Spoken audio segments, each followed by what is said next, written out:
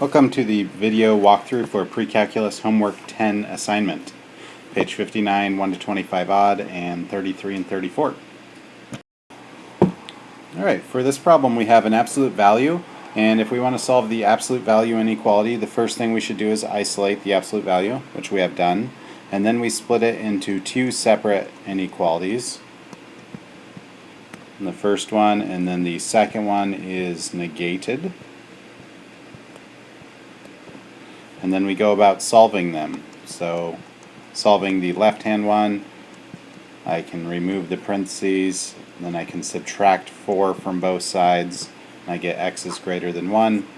On the second one, if I want to get rid of the negative, I can divide both sides by -1.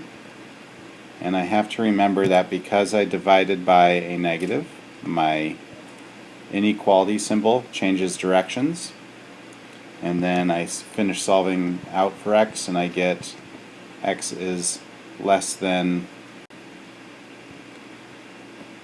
-9. So if I were to think about this on a number line, I'm looking at 1 and all values greater, and then -9 and all values less than. So I have a disjunction.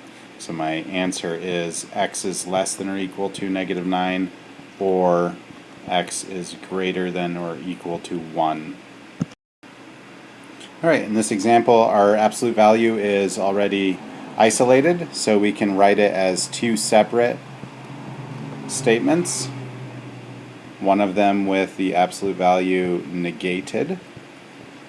And if I go about solving the left one, I have x minus 3 is less than 2, which means that x is less than 5 after I add 3 to both sides.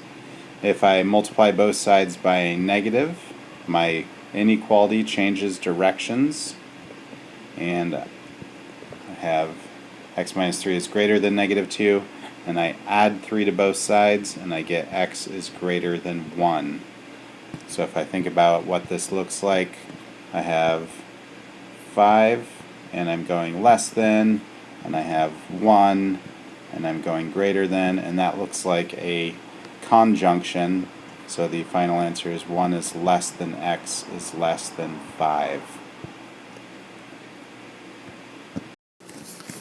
Alright, in this example, or this problem, we have a absolute value that is not isolated. So in the first step, I will isolate it by adding 2 to both sides. And then from there, what I want to do is rewrite the absolute value as two separate inequalities. And one of them needs to be negated. Then I go about solving each one. So on the first one, I subtract 4 from both sides, and then I divide both sides by -3. And because I'm dividing by a negative, the inequality changes directions. Just like on the right hand side, when I divide by a negative, the inequality is going to change directions. From that point, I subtract 4 from both sides, and I get -3x is greater than -10. And again, I'm dividing by a negative, so the inequality changes directions. When I think about this on a number line, I'm looking at the number 2/3, and we're going to take values greater than it, in the number 10/3, and we're going to take numbers that are less than that. So we have a conjunction, and the answer is 2/3 is less than x is less than 10/3. Alright, for problem number 7, our absolute value is already isolated, so I just need to write the expression twice, once with the absolute value as is, and once with the absolute value negated.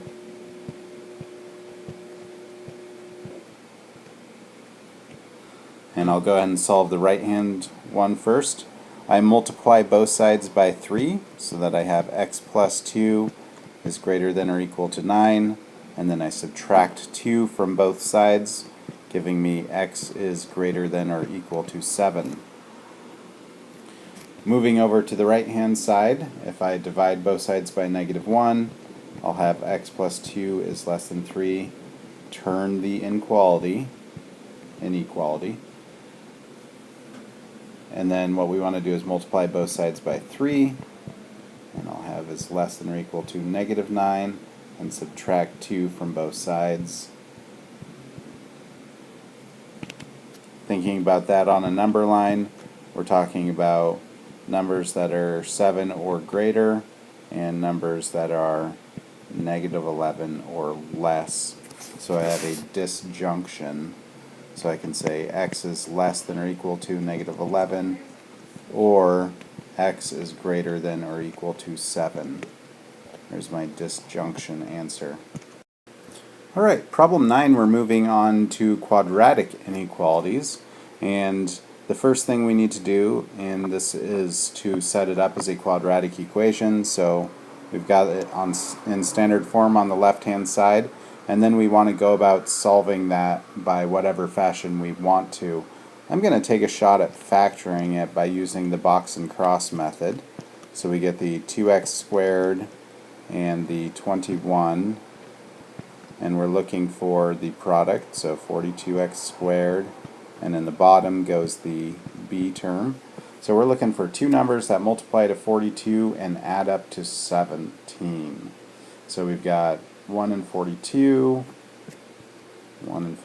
we've got 2 and 21, we've got 3 and 14, ooh, there we go, 3 and 14. So 3x and 14x, we put those over into our box, and then what we want to do is we want to find the common factor here, and the least common factor for that is x. X times 2x, x times 3, 2x times 7, and then we check 3 times 7 is 21.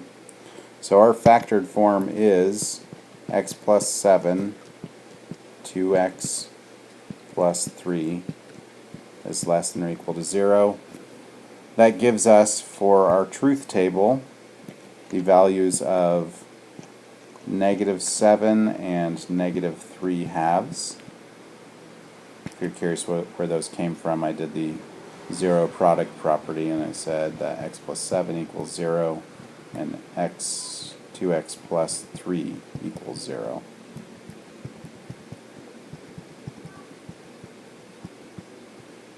Sorry, -3/2. So, if I have my truth table set up like that, then I'm going to grab values. I'll take values of -10, let's go with -2, and something bigger, 0. So let's stick all those into our original equation. 2 times -10 squared is 200, minus 170, so that's 30, plus 21, that's 51. That's a false statement. So false here. Then we stick -2 into the equation to find out if this is true. -2 squared is 4 times 2, that's 8, minus 34, plus 21, that's negative. So that's a true statement. Excellent. And then we stick 0 in, and we get 0 plus 0 plus 21, and that's a false statement. So our answer is only true in the interval from -7 to -3/2. So we write our final answer. -7 is less than or equal to x is less than or equal to -3/2. And here's a tip. Your table should either be false, true, false, or true, false, true. So for this type of problem, you only have those two options. For problem number 11, first what we want to do is set it up so that we have it in a form that allows us to solve it. So we subtract 15, and now we've got it in a standard form, and hopefully we can factor that. A shortened version of the box and cross, we've got 2x squared and negative 15, so we're looking for two numbers that multiply to negative 30 and add up to 7. So we're talking 1 and 30, 2 and 15, 3 and 10. There we go, 3 and 10. We want positive 7, so we'll go with 10x and negative 3x. And if we were to factor that out, we get 2x, nope, not 2x, just x. On the side we have 2x, x times negative 3, let's clean that up a bit, and 2x times 5. So our factored equation is 2x minus 3 times x plus 5 is greater than 0, which gives us a truth table with negative 5 and looks like 3 halves. So I'm going to plug in values of, we'll go with negative 6, we'll go with 0, and we'll go with 2. So what I want to do is I want to check one of them, and I'll check 0. So if I plug 0, oops, I didn't mean to erase that. If I plug 0 into this equation, is it true? 2 times 0 plus 7 times 0 minus 15, that's false. So this is false. And using the tip that I did off of the last one, I know this to be true, and I know this to be true.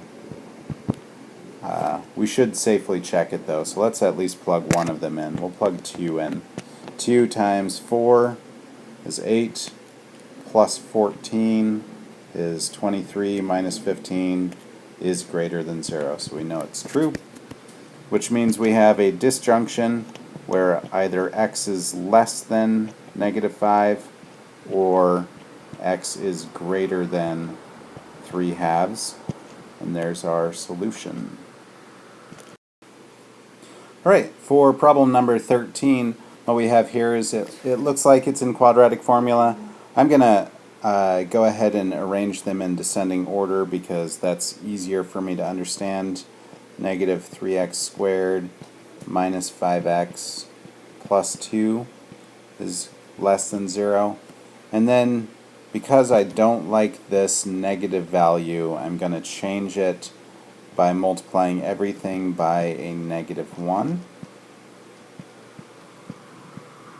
And if we multiply by a negative 1, our inequality needs to change directions.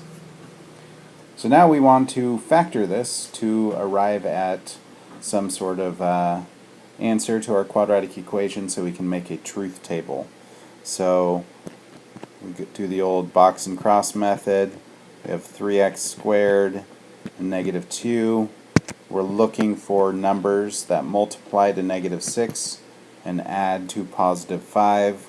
So that gives me 6x and negative 1x.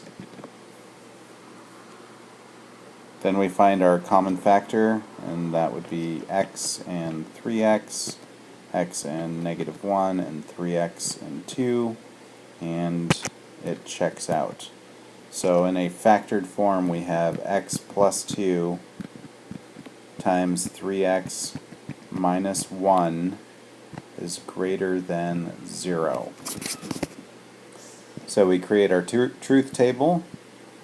Using the zero product property, I've got negative 2 and positive 1/3. So I'm going to pick the value of 0, 1, and negative 3. So let's stick 0 into the equation, and we get a false statement. If we stick 1 into the equation, we get 3 plus 5 is 8, minus 2 is 6, which is greater than 0, so that's a true statement. And 2 out of 3 isn't bad. I'm going to assume the last one is also true. And now we have what appears to be a disjunction. So either x is less than -2 or x is greater than, oops, not greater than or equal to, just greater than 1/3. There's our two answers. The disjunction. One answer as a disjunction. Alright, they're throwing us a curveball here on number 15. Instead of it being quadratic, it's actually a cubic. But the cool thing is, it's a pretty easy cubic, so if you looked at it, they both have a factor of x, so we can pull out an x. And then if we factor that further, we have x times, using the difference of squares, x minus 1 times x plus 1, greater than 0, which gives us, if we apply the zero product property, either x equals 0, x minus 1 equals 0, or x plus 1 equals 0. So in our truth table, we're actually going to have 3 spots, one at -1, one at 0, and one at 1. So we're going to stick in values of -2, -0.5, positive 0.5, and 2. And so if we stick -2 into the equation, we have -8 plus 2 is -6, so that's false. If we stick -0.5 into the equation, we're going to get a negative, let's grab this, a negative times a negative times a positive, which is a positive value, which is greater than 0. So this is true. Then if we plug in positive here, we have positive, negative, positive, so that's a negative value, giving us false. And finally, if we plug 2 into it, we get 8 minus 2 is greater than, so that's also true. So you may notice that there's a pattern that it's always going true, false, true, false, true, false, true, false. That does not necessarily happen on all equations that are of a higher degree than 2. But it's good to notice that pattern regardless. Which means the solution is -1 is less than or equal to x is less than or equal to 0, or x is greater than or equal to 1. So if you wanted to think about this graphically, we probably have something going on like this. So it's greater than from -1 to 0 and from 1 and beyond. Alright, since 17 to 25 are calculator skills and it's kind of harder to show on the calculator how this happens, I'm just showing the answers here, and I wanted to talk about a couple things that popped up. So using either the intersect or the 0 feature, you can solve the problem and you're getting approximate values. You can do the same thing for number 19, though the decimals that are given as an answer you might recognize as fractions that are really clear. 21, again, you're doing approximate values. And then 23, what we have is we have a graph which comes down and touches right at a value of x equals 1/2. And we want to know when is the graph greater than 0. So it's going to be greater than 0 all along the line, and then right at that point it's not greater because it's equal to, and then afterwards it's greater than. So it's greater than 0 everywhere except at x equals 1/2. And then number 25 gave us an equation, and it said, when is the equation less than 0? And if we were to graph the line, we'd find that the equation is always greater than or equal to 0. So there is nowhere on this curve that is below the line. So that's why we say no solution. For problem number 33, we're told that a projectile is launched straight up in the air with an initial velocity of 256 feet per second. So this thing's going to go way up and it's going to come back down and crash on the ground.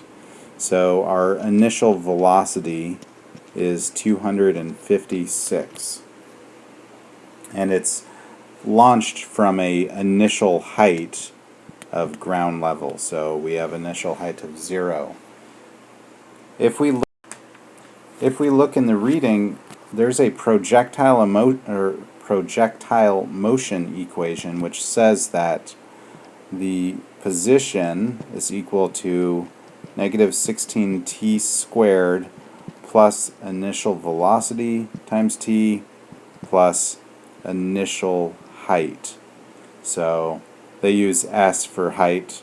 So let's go ahead and change this h of 0 to s of 0. So what we have here is an equation that tells us the height. And this works only on Earth. The equation is different for other planets. So what we can do is start plugging in things that we have, our knowns, negative 16t squared plus 256t plus 0. And since it's plus 0, we don't need to write that, but I'm putting it there as a placeholder. And in part A, they're asking, when will the projectile's height above ground be 768 feet? So what they're asking us is, when is negative 16t squared plus 256t equal to 768? So what we can do is we can use our old method of solving this. 0 equals 16t squared minus 256t plus 768. And we want to solve that using whatever method we're comfortable with, maybe factoring or completing the square, or even using our calculator to graph it. I notice that this is factorable, so I say 16 times t squared minus 16t plus 48, and I'm saying this becomes 16 times t minus 6, t minus 8. So the values are at t equals 6 or t equals 8, which basically means as it's going up and coming back down, at times 6 and time 8, the projectile is at a height of 768 feet. This allows us to answer all of A and B. So if I shrink these down, we can answer part A. Says, when will the projectile's height be 768? That's at time equals 6 and at time equals 8. And then part B says, when will the projectile be at least 768? So that's when 6 is less than or equal to t is less than or equal to 8. So that's that time window there. And then finally, when will the projectile's height above ground be less than or equal to? And for that, we're looking at when t is less than 6, less than or equal to 6, or when t is greater than or equal to 8. If we wanted to be fully accurate, we could say that our time started at 0, and you can graph it and check on your grapher, but in truth, what we have is it goes from 8 to 14. So what we can write is 8 is less than or equal to t is less than or equal to 14. That's provided it goes up and lands in the same spot. Problem number 34 is very similar, except in this case we have a different velocity. So when we plug it in, we get negative 16t squared plus 272 feet, or t, 272t, and our initial height is also ground level of 0. And this time we're talking about 960 feet, so we're doing this 960 equals negative 16t squared plus 272t. So if we rewrite that in standard form, we get take that negative 16t squared and put it on the left side. Negative 272t goes to the left, and then plus 960 equals 0. If we were to try to solve this, we could factor out a 16 and get t squared minus 17t plus 60 equals 0, which factors to, looks like t minus 12 times t minus 5 equals 0. So our projectile goes up and comes back down at times 5 and 12. We are above a height of 960. So the answers, part A says, when will the projectile's height above ground be 960? That's at t equals 5 and t equals 12. Part B says, when will the height be more than 960? So that's when 5 is less than t is less than 12. And then part C is, when will the projectile be less than or equal to 960? So that's going to be from 0 to 5.